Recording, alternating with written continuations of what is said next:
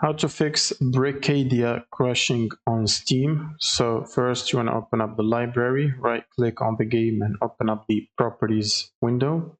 Go to installed files, click on verify the integrity of game files and wait for this process as it might take a while.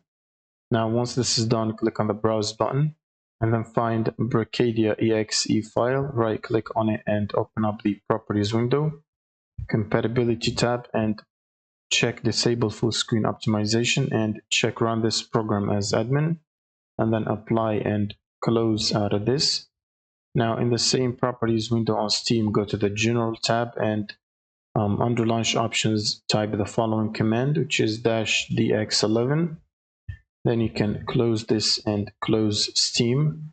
Now you want to open up your GPU application. So for NVIDIA users, you should install NVIDIA app and then go to the drivers section and make sure to check for updates and download and install the latest game ready driver. Now once you do that, you should restart your computer, and once you do so, you should basically open up Steam but as administrator by right clicking on it and click on run as admin.